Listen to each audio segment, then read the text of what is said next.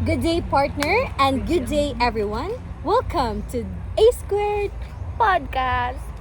So, in today's episode, we are gonna talk about the movie Transcendence that was released in the year 2014. This science fiction film was directed by who? Wally Pfister, starring Johnny Depp, Rebecca Hall, and Morgan Freeman. So the movie explores the fascinating and terrifying question: Yeah. what happens when artificial intelligence surpasses human intelligence? So overall, the plot of the movie challenges us to think deeper about the limits of science, the meaning of consciousness, and the price of playing God.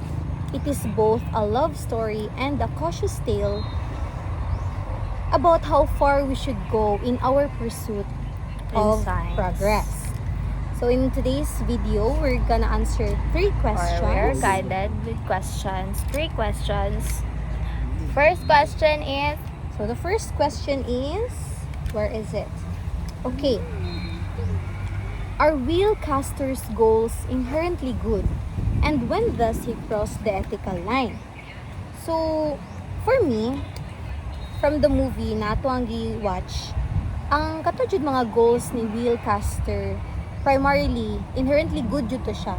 Kay, ang iya ba yato goal he has is... good intentions. Yes, he has good intentions. It includes saving the environment, like guiding humanity through to progress more through the use of technology. So kani siya ng mga intentions alone, we can see that ang iya jud like in mind is para jud sa kapakanan ng mga tao. Under earth. Yes, ang iya lang jud goal is to save the humanity. Yeah. However, partner, However, he crosses the line man good kay when he was uploaded na sa katong artificial or he become AI, he crosses the what do you call that? Ethical line. Ethical line of humanity. So tawag, what do you call that? Data privacy of the Yes. people. And then he wants to be wala man siya literally nga giingon na he wants to be a god, but somewhat like that kay Manipulation. manipulation na siya. And then kanang he wants to control everything, like ano siya tawagan na, what do you call that? Like he wants to take Mm. sa take over sa Oo. bodies and Oo. minds sa Mm-mm. mga tao. Yes. Yes. So ito siya. Pero for me po no, kay do you believe, partner, that it was really Will when he was in the AI na? For me, kay the moment manggod na transfer na iyang consciousness, we can say goro na first like sa sinugdanan siya pa.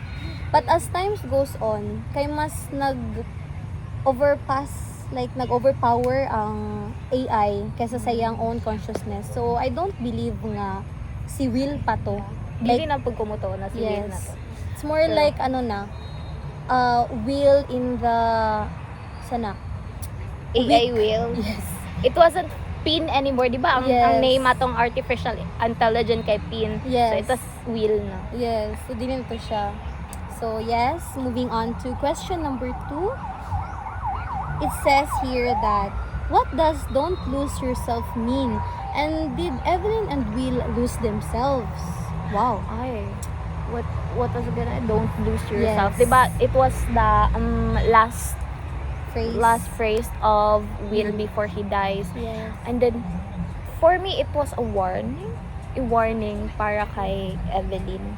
Kay Evelyn was scared to lose Will manggod, and then she somehow lose herself in the process of kanang trying to transfer the consciousness of Will to artificial intelligence, and then kanang it was sad na she loses herself, pero di ba in the last part na kay she was awakened, Yes. she was na-realize niya nga it wasn't Will anymore. So yes, I agree with that, partner. And in like addition pod kay sa side ni Evelyn, kay it was really hard for her. Oo, it was her grief, ma'am. Yes, Good. kay She's trying to cope up Mm-mm. with her grief, para gihimo niya ang pag-transfer atong ang consciousness ni Will sa AI through mo na to iyang himo grief niya. Mm-mm. Then ang sa iya mong good na side kang Evelyn is lisod ba i-balance ang love and duty. Kay you know, ang iyang love ang iyang love for Will mo tong gina-try niya save ang memory or preserve ang memory pa na natitira ni Will, but then gaka-caught up po siya sa iyang duty na kailangan po niya i-put in mind po ang kapakanan po sa uban. So it's really sad, it's really hard mo to siya. So overall, Do you think it was a selfish act? like selfish act from Evelyn. Di ba Max was trying to kanang Yes. gitry ba siya kanang stop ni Max kay dili lagi dito to si Will, Mm-mm. which is true. Mm-mm. Kay Will was no longer there. So diri jud na murag sa movie makita jud nato na kanang ang sana siya ambition and love sa isa ka tao is really dangerous if dili siya mabalance. Kay pwede jud ni siya makatanggal sa isa ka essence sa isa ka tao ba, like mawala na siya kay wala na siya kabulasa siya padulong sa iyang unahon. It was her love for Yes, against her ambition to save the humanity po. So Will. And it was her, di ba, the first part of the movie kay she wants a better future. Katong Yes. nagkuan gid sila nag-speaker sila, Yes, nag-guest yes. speaker sila. like na dito ba, iyan na jud first Manaya pa gusto. lang. Yes, iyan na Manaya jud gusto. vocal na kay siya sa iyang gusto. So here we are down to the last question. Which outcome is the true danger to the human spirit? For me, partner Kai. Danger. Artificial is not danger.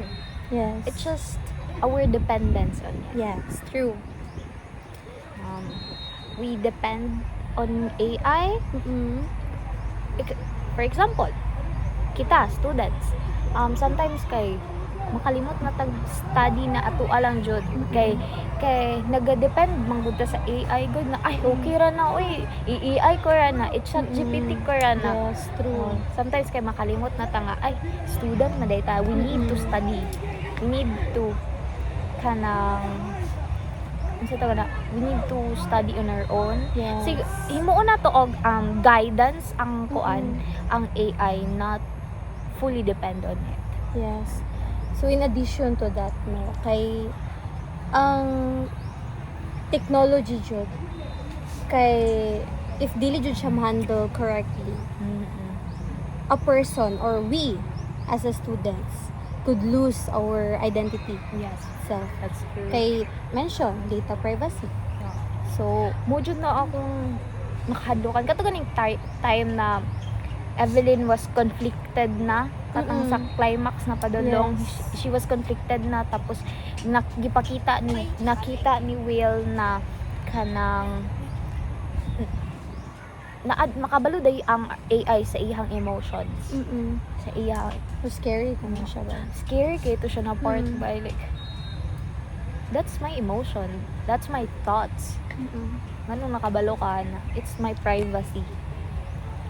So anything else? Nothing. So wala. So everyone, so ultimately like sa 3 questions, guide questions namong need answer. This movie really helped us like understand and kanang take importance pod ang lessons na nakuha namo diri nga movie. Yeah. Now with the use of technology jud, we should be Balance. cautious. We should balance it with our like own, what do you call that one? Dapat balance lang jud ta with technological advancement and humanity. Yes. Kay dili man puta gusto nun na mawala ang humanity. Yes, true. Na mo-extinct ang humanity. Saan na lang ta if ang technology na mag-take over, di ba? Mabaliktad na. Sa tinudong no, I was katong time na nagpakita si Will, na iha ang face. No. I was scared. What if tinuod to siya? Ang patay na, tapos mo kalitog, my God, I would go faint. Like, di ba, imagine, Ganun. from sa movie lang to, ha? Answer pa na, what more? Like, how would you imagine it if sa real I mean, life siya naitabo? It's good man. Like, katong gi-clean niya ang water, kanang, ang forest, ang deforestation, kay, nagbalik, Yes. it's good. Pero, maybe, gamay kay, or hadlok ra kay siya. Yeah. Dapat man good kay ang technology mag-serve sa humanity. Dili kay maoy mag-define sa ato dapat kita gapon That's ng in true, control. partner. Kita gapon ng in control, not the technology. Yes. Kay, it's dangerous, diba? Yes, partner. So, And that's all. that's all. Thank you for listening and goodbye. Bye, sir. Bye, sir. Pasensya nga ayo kung saba kay namin sa gawas.